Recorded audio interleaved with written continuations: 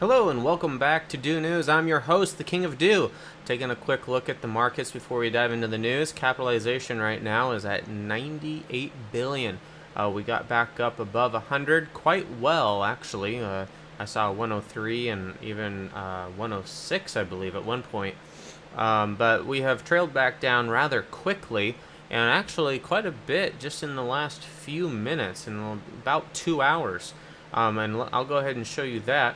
Looks like the Asian markets woke up and they did not like what they saw. They are getting out right now. And as you guys can see, if you're right now, we're at the 6 hour. So we're looking at the 6 hour candles. And you can kind of see here that the highs are getting lower. So just something to keep an eye on. And the lows are getting lower. Is there potential this one dips all the way down and is another new low? Something to be looking out for. If it dips down and matches the previous, maybe we've hit the bottom, and that would be a good sign. We could actually bounce extremely hard off of that, potentially.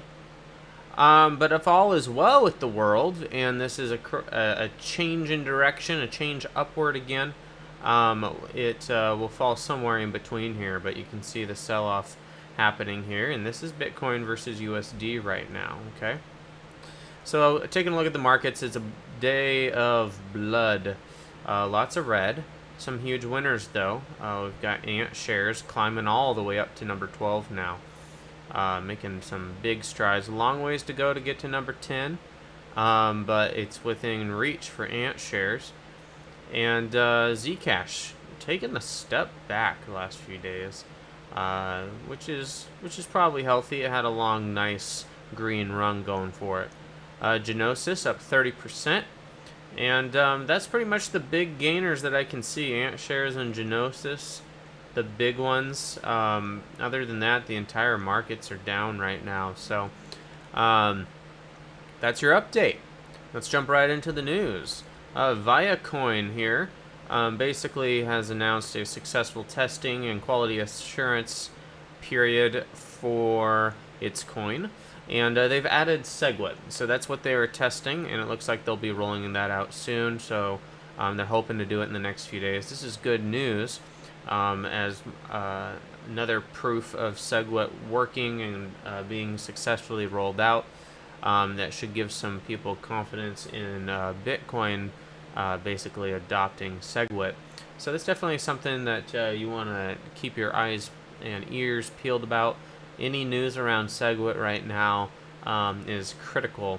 A failure of SegWit or a setback of SegWit would be alarming and maybe something that pushes the markets down. But all that being said, we actually had a nice little run-up in the markets, and a lot of people believe it's because of the World Economic Forum. This white paper was released, essentially covering blockchain technology, and gained a lot of press and good vibes, essentially. All the wonderful things that we know to be true about cryptocurrency and blockchain technology, all of those good things are highlighted in this white paper, and was taken very well by the general public, and looks like that I've seen some reports essentially saying that this is what helped the market recover a little bit after the large sell-off earlier this week. So we'll see how long that lasts and if it's able to maintain. So we'll keep watching those markets, and I'll keep on bringing you the news on how the markets are reacting. Moving on, Dash all over the place in the news right now. Surprisingly, their price is not responding well to this news. It came out 2 days ago on the official roadmap, and I'm not going to cover it too in depth because you can go read it yourself. And some of it is a little more technical, but I'm going to give you some bullet points, some highlights from it. Essentially, they're moving the entire team over to the Evolution project that everyone's working on over there. And we still don't have a lot of clarity on what Evolution is. Some people say it's just, a code word for evolving, for Dash evolving. I'll give you my hypothesis. This is my hypothesis on what Dash is doing. Evolution, if it were me, and it would be a great name for something that is going to be a tool that helps things evolve. My prediction is that they're working on some type of system that will allow you to evolve any type of cryptocurrency. Any. Instantly and seamlessly through Dash, so that all the cryptocurrencies you own, your net worth gets rounded up essentially into a single balance, which is your Dash, and you transfer it. If they were to do that, the mass adoption of the Dash app is it's imminent. It's going to happen. There's not one person I know in this space that wouldn't download that, because if I could start sending and receiving every cryptocurrency I own, if I could evolve it instantly and seamlessly, doesn't matter what coins I have essentially, if I could do that on an app to anyone, anywhere, it's going to get adopted extremely quick. Well, then you can start expecting to see Dash point of sales and things like that, because that's just what's going to happen. Anyhow, that's my prediction, though.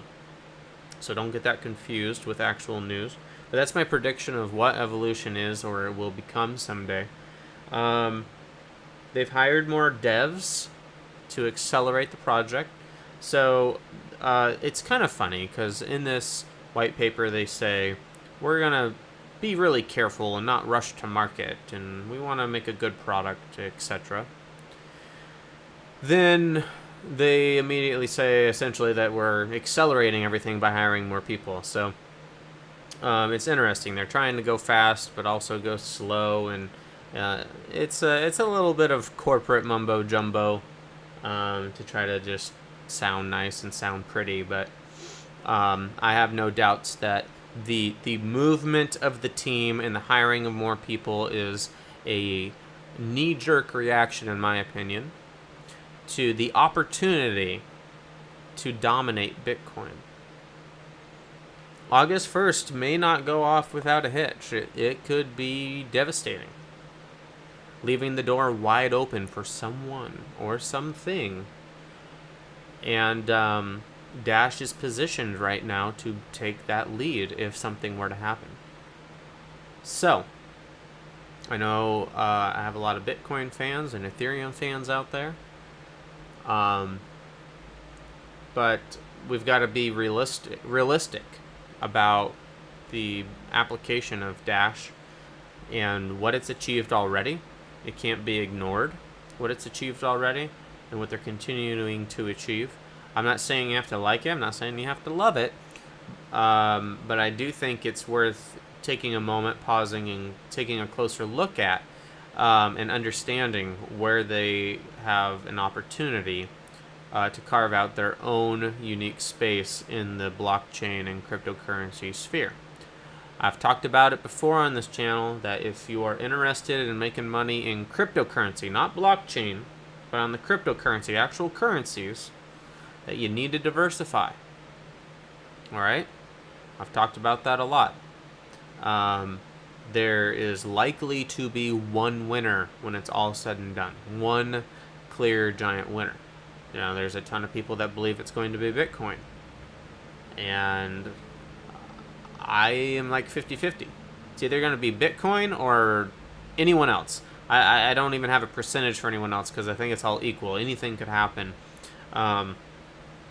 So, other things that are in the white paper is that Dash is opening labs up in Hong Kong, so a little bit more of international flair, which is really good.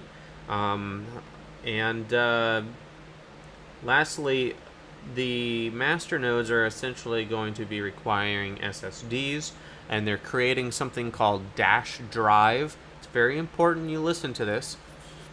Dash Drive is not supposed to be a storage solution, okay? It is not competing against VIACOIN or StorageCoin, MadeSafe, all those guys. I wish they chose a different name because it makes it sound like they're competing against them. But really what they're doing is they're using a new method to basically make their chain more scalable and faster for the long run. So a part of their roadmap is this there's 3 phases to it, and on each phase they plan to exponentially scale the platform.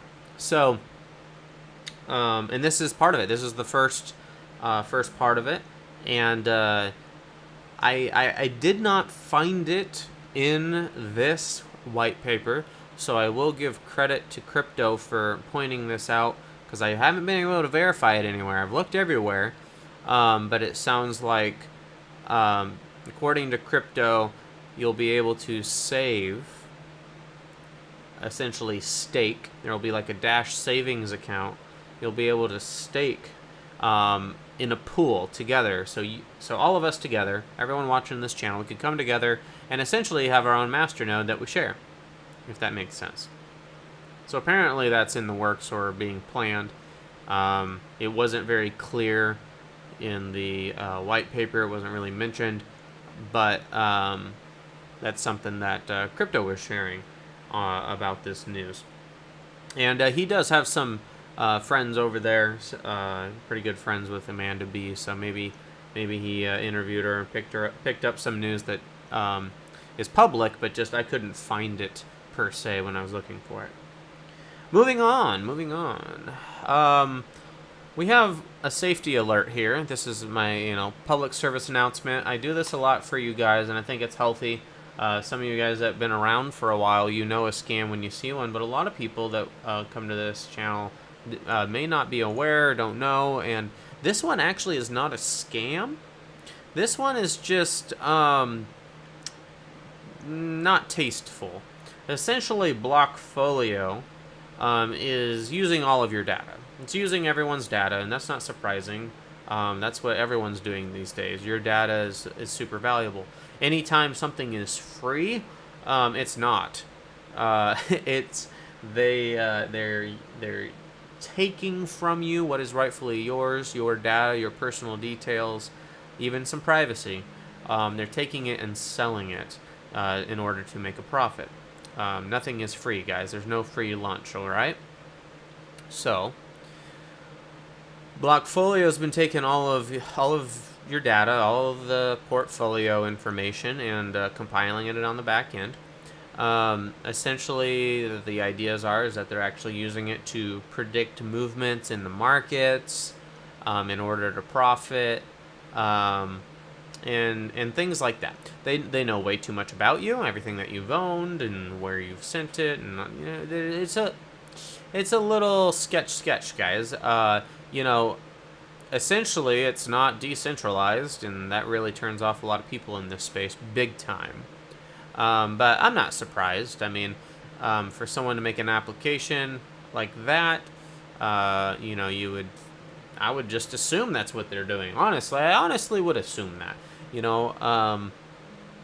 There's another site out there called Cryptofolio, and Cryptofolio, the guy that made it, I don't care if he's using all the data. Personally, I don't care. I mean, he may see trends in how much people are stacking or buying,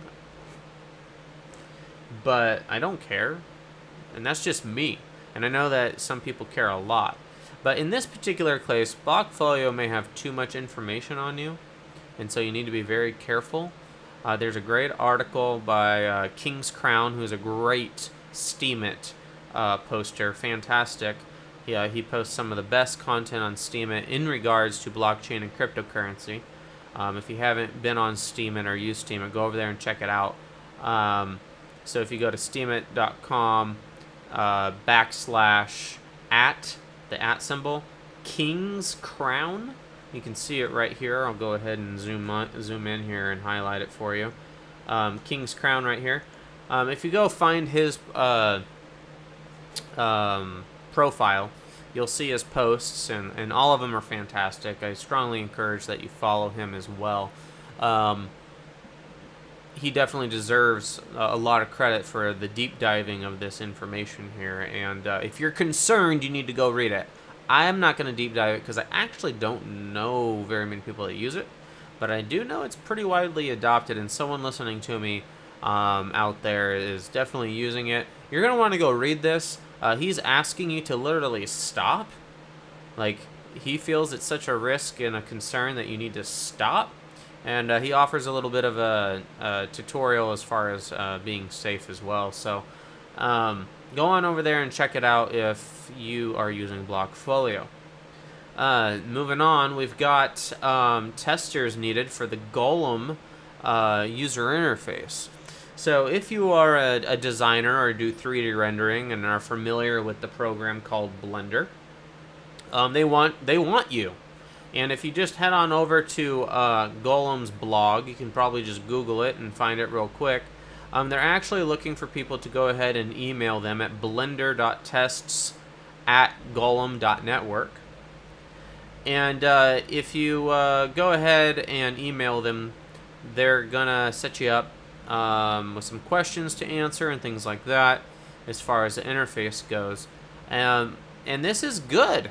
This is good progress on a absolutely massive project. You know, it came out a little. It's actually been a few weeks now that you could actually go on there and mess around with some Blender files and check out how Golem's gonna work and what it looks like. Anyhow, they want your feedback, so I'd be unbelievably fascinated. I don't know if there's any type of non-disclosure agreement, but if you are somebody that used it, these same questions that they have here, please answer them in the comments below. Let us know if the interface makes sense to you. Were you actually able to successfully add some Blender tasks? Did you have any technical issues of any kind? Let you know, is this real? Is this real? Is this thing real in your opinion, or is this just some facade that's buying them time? Or is this like an actual real application? You feel like it's very user friendly and it works? Is the performance of the user interface acceptable? Is it easy and fun to use? And what are the details of your system configuration? We don't need to know that. But go ahead and answer those first 4 questions that are listed if you actually have used this. I would be super fascinated. Also, if you are one of those people and you're on Steemit, if you leave a comment there, I'll definitely give you a full 100% upvote. I'm sure many other people will as well for your time for contributing good content. Okay, so that is it. And I enjoyed bringing you this episode, guys. I am the King of Do, and please subscribe, thumbs up, and leave a comment below. Head on over to Steemit as well. We've been having some great conversations over there as well, so feel free to join the conversation. I hope you all are doing well and you're staying safe, and I look forward to talking to you tomorrow. And until then, I am the King of Do, and may the Force be with you.